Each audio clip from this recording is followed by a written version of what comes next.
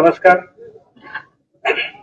आजच्या प्रचारसभेच्या निमित्तानं उपस्थित सर्व व्यासपीठ, समोर जमलेले सर्व मतदार बंधू भगिनींनो, आज इंदापूर नगरपालिका सार्वत्रिक निवडणूक 2025च्या निवडणुकीला सामोरं जात असताना या इंदापूर शहरामध्ये प्रचाराची रणधुमाळी अंतिम टप्प्यात असताना आपण ज्या मुद्द्यावर आपण निवडणूक लढवतोय त्या मुद्द्यांचा विचार आपण सर्व नागरिकांनी केलेला पाहिजे.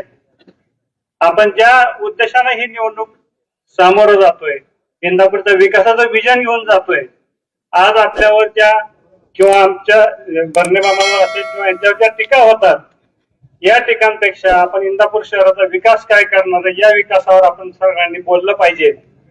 आणि आज इंदापूर शहरामध्ये दोनच गोष्टीचा उल्लेख सारखा वारंवार केला जातो. या इंदापूर शहरामध्ये शास्ती वाढली आहे, 20 कोटीची शास्ती झाली आहे, व्याज लागले असं आरोप केला जातो. परंतु माझं त्या मित्रांना सांगणं की इंदापूर नगरपालिकेची पूर्ण थकबाकी करायची फक्त 18 कोटी आहे आणि त्याच्यामध्ये 12 कोटी रुपये मुद्दल आहे आणि 7 कोटी रुपये व्याज आहे. हे व्याज का लागलं, कशामुळे लागलं हे नाही, हे तर नियमानुसार लागलेलं आहे. परंतु हे व्याज वाढण्यामागचं एक कारण आहे मामा, की इंदापूर नगरपालिकेतील आतापर्यंतच्या नागरिकांनी 70 ते 80% नागरिक आमचे नियमित कर भरतात. ते कधीही कर चुकवण्याच्या भानगडीत पडत नाही. परंतु दरम्यानच्या या पंचवार्षिक मध्ये 2 वर्षाचा कालावधी कोरोनाचा आला. त्याच्यामध्ये बऱ्याच लोकांचे व्यवसाय कमी झाले, बऱ्याच लोकांच्या नोकऱ्या गेल्या, उत्पादन म्हणजे व्यवसायाची साधनं कमी झाली. त्यामुळे या 2 वर्षामध्ये या थकबाकीचं प्रमाण वाढल्यामुळं आणि त्याचं व्याज वाढल्यामुळे ही थकबाकी वाढलेली आहे. आता काही म्हणले काल की 22 लाखावर ह्याच्यावर 9 लाख रुपये व्याज बघितलं. अरे पण 22 लाख रुपये थकवणाऱ्या माणसाची तुम्ही शाबासकी देणार आहे का आमच्यासारख्या प्रामाणिक माणसांनी ज्यांनी 1000 रुपये घरपट्टी आहे त्यांनी काबाड कष्ट करून प्रामाणिकपणे भरली त्या माणसाचा विचार तुम्ही कधी करणार? का 22 लाखावर तो व्याज भरलं म्हणून तुम्ही सांगताय, पण तुम्ही त्या माणसाला का सांगितलं नाही तू 22 लाख थकवपर्यंत या इंदापूर नगरपालिकेच्या विकासाला पैसे कुठून आणणार? तुम्ही जर 22 लाख थकबाकी एका माणसाची सांगत असाल तर ह्या 11 कोटीमध्ये किती माणसं थकबाकीदार निघतील याचा विचार समोर बसलेल्या जनतेने करावा.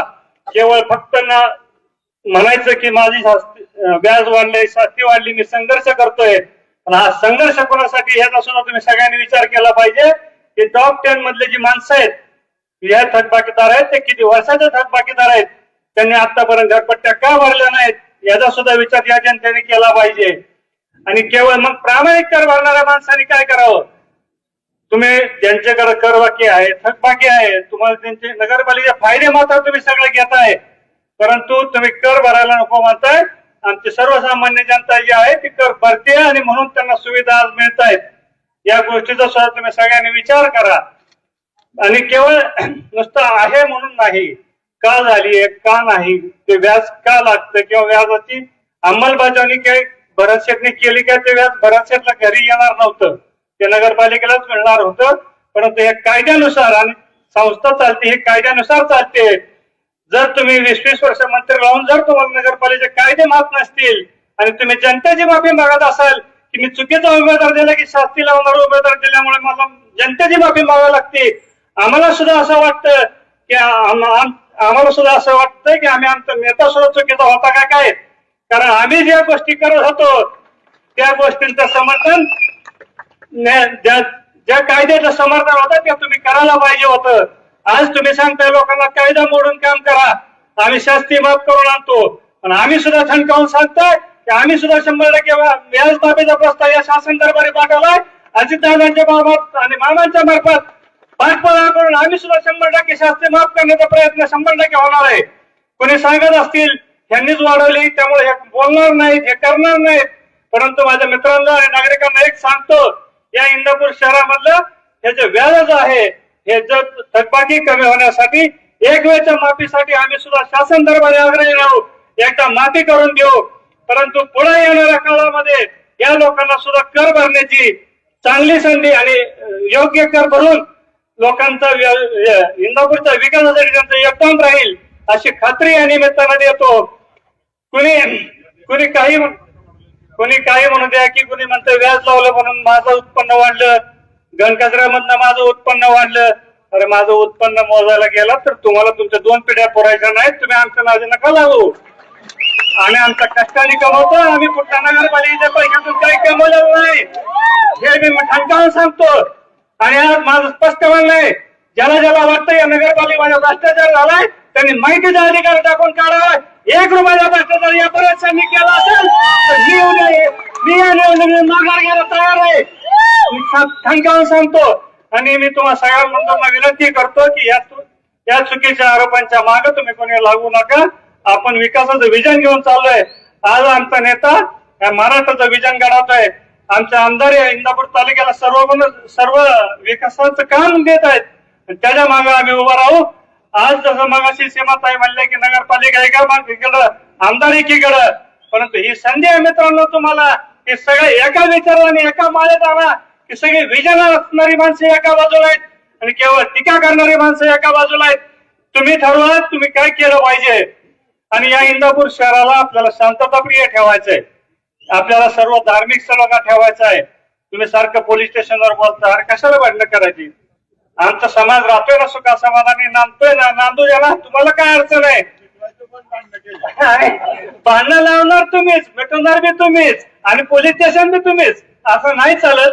माझ्या मित्रांनो मी सांगतो आपल्याला एक पूर्ण भयमुक्त इंदापूर, शांत इंदापूर आणि सुंदर इंदापूर या निमित्तानं आपल्याला बनवायचंय. आणि आपली इंदापूरची जनता खूप शून्य आहे. कुणी काही म्हणू द्या, कसंही म्हणू द्या, त्यांच्या टीकेला करू द्या, आपल्याला त्याशी काय घेणं घ्यायला नाही. परवा एकदा म्हणली आहे की इंदापूर शहर बंद, खूप वेळा बंद राहतं आणि मागच्या दाराने दुकानं चालू असतात. मी सांगतो या पंचवार्षिक मध्ये या इंदापूर शहरामध्ये बंदचं प्रमाण केवळ 5% आले, की ज्या तुमच्या काळामध्ये दर आठवड्याला तुम्ही बंद पुकारत होता आणि तुम्ही दहशत करत होता, त्यामुळे आमची इंदापूर बाजारपेठ थांबली होती. आज आम्ही व्यापारी प्रतिनिधी म्हणून काम करतो.